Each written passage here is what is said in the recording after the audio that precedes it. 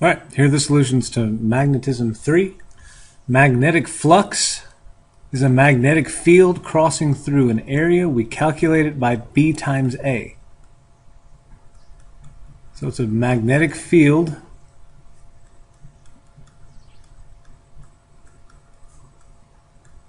through an area. And something to remember for this is that we want the perpendicular field through the area. So the magnetic field is usually going to be given the A, if it's a square or a rectangle, it's base times height. If it's for a circle, it's pi r squared. Keep that in mind. But magnetic flux is the field passing through an area. Here's how we calculate it. When is there going to be a current induced by a magnetic field in a loop of wire? This is important.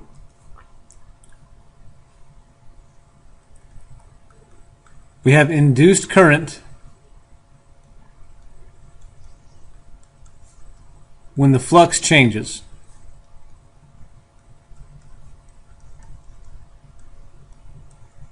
That means we have an induced current when the magnetic field changes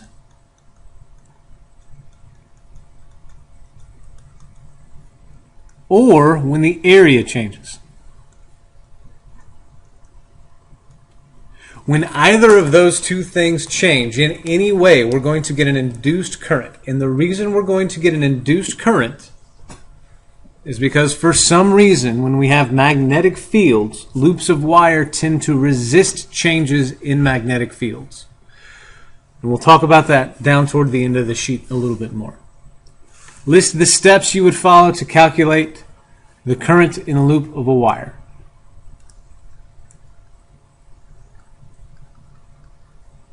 Calculate magnetic field if it's not given. Calculate the area if it's not given.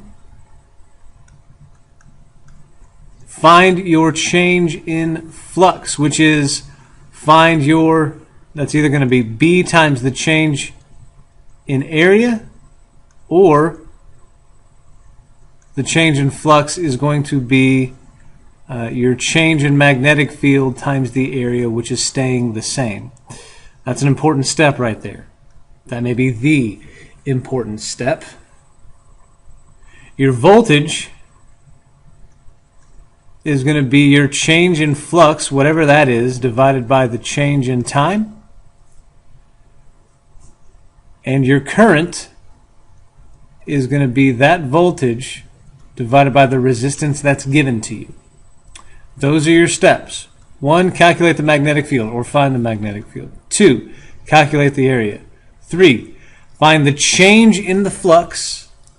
4, change in flux over time is your voltage.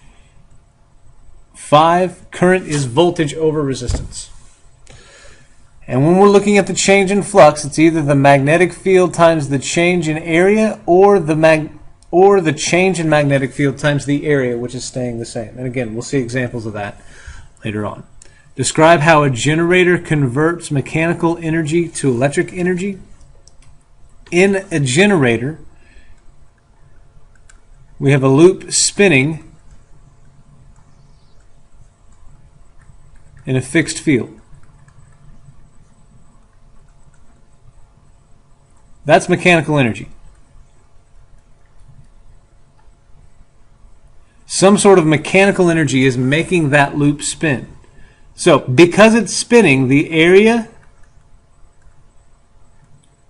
of the loop that's in the magnetic field constantly changes. Because of that, we have a whole lot of changing flux.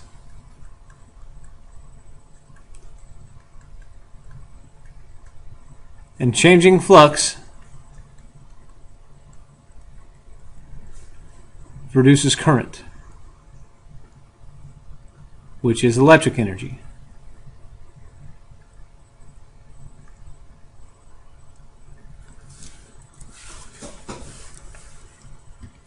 What is a transformer and what does it do? Did it again. Transformer and what does it do?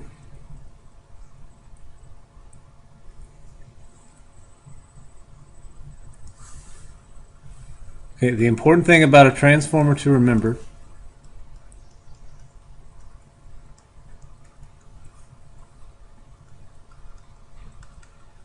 is that a transformer changes voltage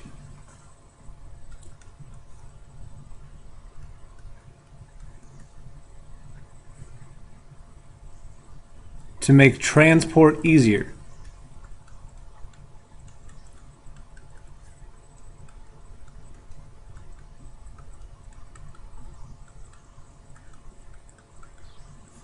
And then just a note, high voltage loses less energy.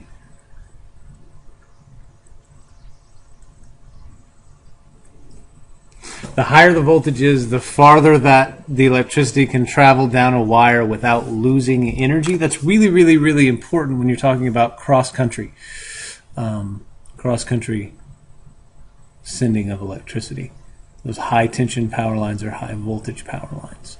So, for a transformer, we have a core, usually made out of iron.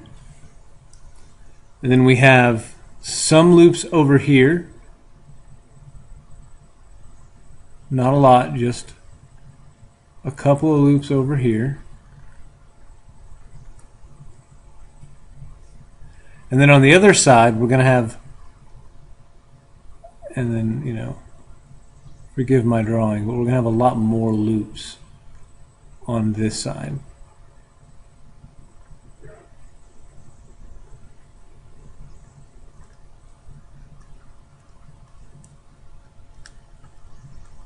So the side with a few loops is our low voltage side. The side with a lot of loops is our high voltage side. So,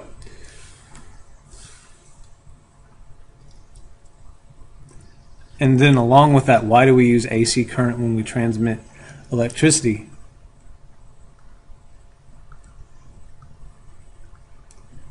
Transformers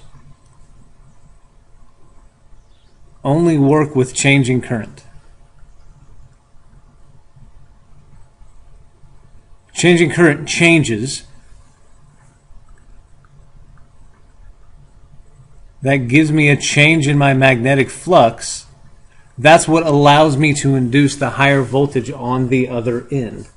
Okay, so with low loop, with the fewer loops, I have less flux overall. With more loops, I have higher flux. That's why we go from low V to high V. But transformers only work with alternating current. DC wouldn't change anything. Direct current, there'd be no change. There'd be no step up to the voltage.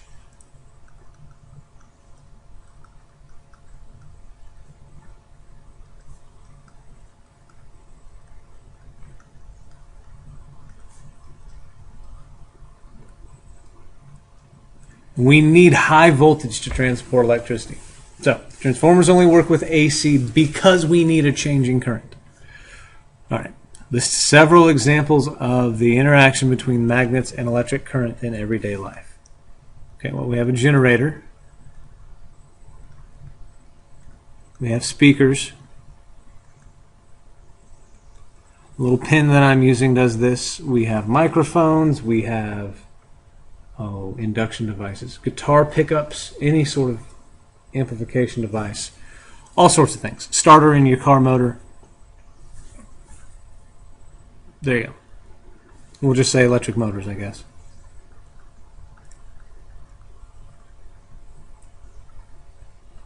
All of those things. There's many, many. You can look them up. You can go nuts on Wikipedia with that. All right, so for this first one, my magnetic field is initially going to be 5 Tesla, and then my magnetic field is finally going to be 0 Tesla. The area, that was 1, the area is a square side length's 0.2 meters. That makes the area 0.2 times 0.2, or 0.04 meters squared. So I have my magnetic field, I have my area. So my change in flux is going to be the change in the magnetic field, 5 Tesla, goes from 0 to 5, times the area, 0.04 meters squared, divided by the time that everything takes place in, 2 seconds. Or that change in flux comes out to be 0.1, and that's Tesla meters squared per second. Oh, sorry. That's the change in flux over the time. We know that the change in flux over time is equal to our voltage. So our voltage is 0.01 volts. My current is the voltage over the resistance. It's 0.01. I wrote that wrong, I apologize. 0.1 volts. 0.1 volts divided by 4 ohms. That makes the current in this loop, as we pull it out, 0.025 amps. Now, something good to remember about this, it's only going to happen when we're pulling it out of the field. And the reason is, once there's a magnetic field through that loop, the electrons in that loop want there to always be a magnetic field through that loop. So when we pull it out, they're going to move in such a way as to keep the magnetic field in the loop and to resist being pulled out of the loop. All right, number 2, same thing. The initial magnetic field is 16 Tesla. The final magnetic field is 4 Tesla. The area is the same size as it was before, 0.04 meters squared. So my change in flux is going to be the change in magnetic field. We're going from 16 to 4, so that's 12 Tesla times 0.04 meters squared. So my change in flux is going to be 12 times 0.04.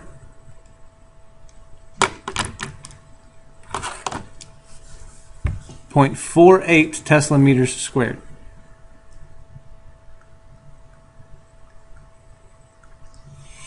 Then we know that the voltage is going to be the change in flux over time. So that's 0.48 Tesla meters squared divided by my change in time, 2 seconds. That makes the voltage 0.24 volts, and then the current is going to be the voltage over the resistance, 0.24 volts over a resistance of 4 ohms. That gives me a current of 0.06 amps.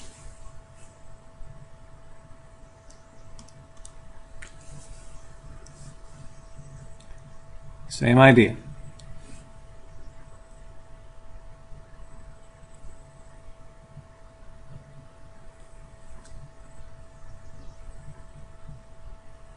All right, the square wire, same size, is placed in a magnetic field and then pulled out.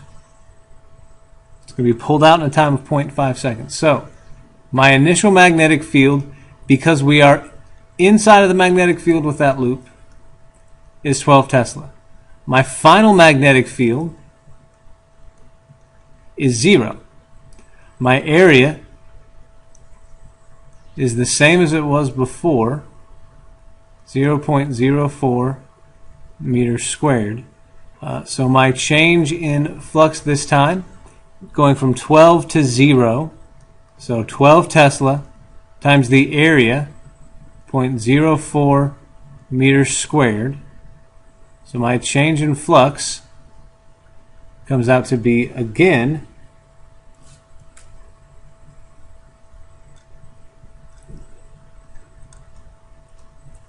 0.48 Tesla meters squared. So my voltage is going to be the change in flux over the time. 0.48 divided by the time of 0.5 seconds. So my voltage is 0.96 volts.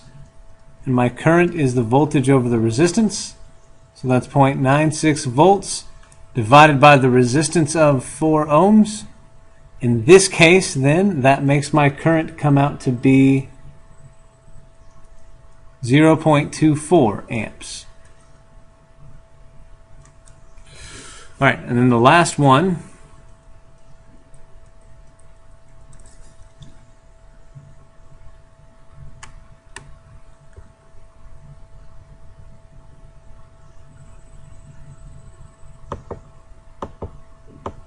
It's going to take a bit, but we have a square loop of wire. It's in a bigger magnetic field this time. So my initial magnetic field is equal to 20 Tesla. And the magnetic field's not going to change this time. So initially my area inside of the magnetic field is 0.04 meters squared. But then we're going to turn it. And when we turn it, we're still going to have that magnetic field, but my loop is going to look like this. So there's not going to be any magnetic field passing through it. So my initial area that the magnetic field goes through is 0.4 meters. My final area that the magnetic field goes through is 0. So in this case, my change in flux is going to be the 20 Teslas times the change in area, which is 0.04 meters squared. So my change in flux in this case is 0.8 Tesla meters squared. So my voltage, my induced voltage, is going to be change in flux over the time. It's going to be 0.8 Tesla meters squared divided by the time of 0.2 seconds. That's going to give me a voltage of 4 volts. And my current then is going to be the voltage over the resistance. 4 volts divided by 4 ohms, 1 entire amp.